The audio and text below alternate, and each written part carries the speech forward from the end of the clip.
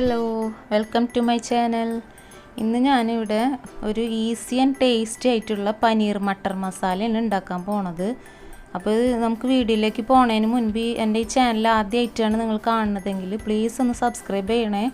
പിന്നെ തൊട്ടടുത്ത് തന്നെ വരുന്ന ബെല്ലൈക്കണും കൂടെ ഒന്ന് ക്ലിക്ക് ചെയ്തിട്ട് അതിൽ ഓൾ എന്നുള്ള ഓപ്ഷനും കൂടെ ഒന്ന് എനേബിൾ ചെയ്തിടണം കേട്ടോ. അപ്പോൾ നമുക്കിനി വീഡിയോയിലേക്ക് പോവാം. ഇത് ഈ പനീർ മട്ടർ മസാല ഉണ്ടാക്കാൻ വേണ്ടിയിട്ട് ഞാനൊരു കടായി വെച്ചിട്ടുണ്ട്. ഇതൊന്ന് ചൂടായി വരുമ്പോൾ ഇതിലേക്ക് ഒരു 2 ടേബിൾ സ്പൂൺ സൺഫ്ലവർ ഓയിൽ ഒഴിച്ചു കൊടുക്കുക. സൺഫ്ലവർ ഓയിൽ തന്നെ ഒഴിക്കണം, വെളിച്ചെണ്ണ ഒഴിക്കരുത്. വേറെ ഏതെങ്കിലും ഫ്ലേവർ ഇല്ലാത്ത ഏതെങ്കിലും ഓയിലായാലും ഒഴിക്കുക. ഇനി അതിലേക്ക് ഒരു 2 പട്ടയും 2-3 ഗ്രാമ്പും 2-3 ഏലക്കായും കൂടി ഇട്ടിട്ടൊന്ന് റോസ്റ്റ് ചെയ്യുക. ഇനി ഇതൊന്ന് റോസ്റ്റായി വരുമ്പോൾ ഇതിലേക്ക് ഒരു നുള്ള് ചെറിയ ജീരകം കൂടി ഇട്ട് കൊടുക്കുക.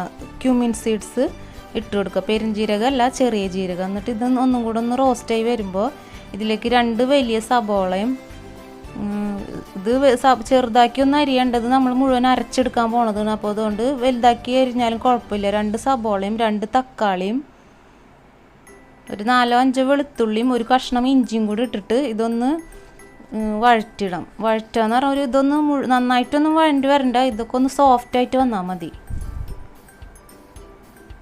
മൂടി വെച്ചിട്ട് വേവിച്ചാൽ വേഗം ഒന്ന് സോഫ്റ്റായി കിട്ടും. ഇപ്പോൾ ഇത് പാകമായിട്ട് വന്നിട്ടുണ്ട്. ഇത് നമുക്ക് നന്നായി ചൂടാറിയതിന് ശേഷം മിക്സിയുടെ ജാറിലിട്ടിട്ട് ഒന്ന് അരച്ചെടുക്കണം. അപ്പോൾ നമുക്കിത് ചൂടാറാൻ വേണ്ടി വേറൊരു പ്ലേറ്റിലേക്ക് മാറ്റുക. എന്നിട്ട് ഈ കടായിൽ തന്നെ നമുക്ക് അടുത്ത മസാലക്കൊന്ന് ശരിയാക്കി എടുക്കണം. അപ്പോൾ ഈ കടായിലേക്ക് തന്നെ ഞാനൊരു 2 ടേബിൾ സ്പൂണും കൂടെ സൺഫ്ലവർ ഓയിൽ ഒഴിച്ചു കൊടുക്കുന്നുണ്ട്. ഇത് ചൂടായി വരുമ്പോൾ ഇതിലേക്ക് 2 ടീസ്പൂൺ കാശ്മീർ ചില്ലി പൗഡറും, കാശ്മീർ ചില്ലി പൗഡർ ഇടണമെന്ന് പറയണത് അത് നല്ല ഈ കറിക്കൊക്കെ ഒരു ഇത്തിരി കളർ ഉണ്ടാവണം, എന്നാൽ അധികം എരിവ് ഉണ്ടാവാനും പാടില്ല. അതുകൊണ്ടാണ് കാശ്മീർ ചില്ലി പൗഡർ ഇട്ടിട്ടുള്ളത്. ഇതില്ലെങ്കിൽ നമുക്ക് സാധാ ചില്ലി പൗഡറായാലും ഇടാം. 2 ടീസ്പൂൺ ഇട്ടിട്ടുണ്ട്. ഇനി ഒരു 1/4 ടീസ്പൂൺ മഞ്ഞൾപ്പൊടിയും ഒരു 2 ടീസ്പൂൺ മല്ലിപ്പൊടിയും കൂടി ഇട്ടിട്ട് ഇതൊന്ന് നന്നായി വഴറ്റണം.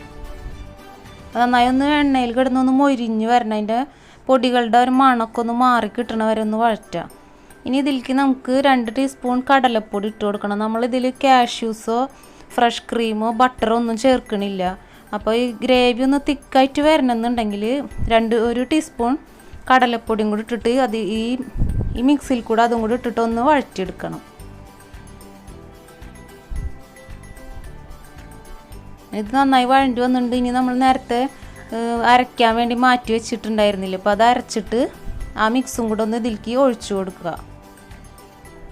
അത് ഈ ഗ്രേവി കുറച്ച് മതി എന്നുണ്ടെങ്കിൽ കുറച്ച് ഒഴിച്ചാൽ മതി, അല്ലെങ്കിൽ കുറച്ചും കൂടെ ഗ്രേവി വേണമെന്നുണ്ടെങ്കിൽ നമ്മളത് മിക്സിയിൽ കുറച്ചും കൂടെ വെള്ളമൊക്കെ ഒഴിച്ചിട്ട് അതും കൂടെ ഒന്ന് ഒഴിക്കുക. അത് നമുക്ക് ചപ്പാത്തിയുടെ കൂടെ ഒക്കെ കഴിക്കണമെങ്കിൽ ഒരു ഇത്തിരി ഗ്രേവി വേണമല്ലോ, അപ്പോൾ അതിനനുസരിച്ച് വെള്ളം കൂട്ടിയും കുറച്ചൊക്കെ ഒന്ന് എടുക്കുക. ഇനി ഇതൊന്ന് തിളപ്പിച്ചെടുക്കണം. അപ്പോൾ ഇതിൽ ഉപ്പ് നമ്മൾ വഴറ്റിയപ്പോൾ ഉപ്പ് ഇട്ടിട്ടുണ്ടായിരുന്നില്ല, അപ്പോൾ അതിലേക്ക് 1 ടീസ്പൂൺ ഉപ്പും കൂടെ ഇട്ടിട്ട് ഇത് നന്നായി ഒന്ന് മിക്സ് ചെയ്യുക.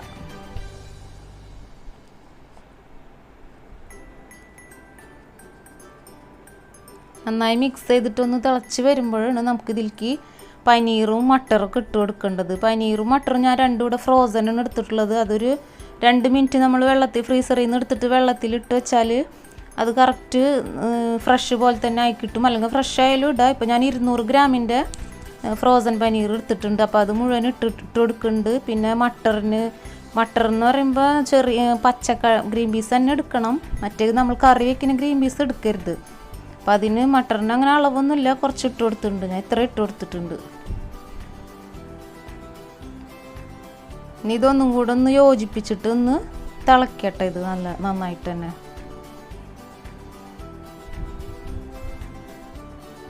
ഇതൊന്ന് തിളച്ച് വരുന്നുണ്ട്. അപ്പോൾ ഇതിലേക്ക് നമുക്കൊരു പിടി മല്ലിയില ഇട്ട് കൊടുക്കുക. പിന്നെ കുറച്ച് കസൂരി മേത്തി ഉലുവയുടെ എല്ലാം ഉണക്കി പൊടിച്ചത് ഇട്ട് കൊടുക്കണം.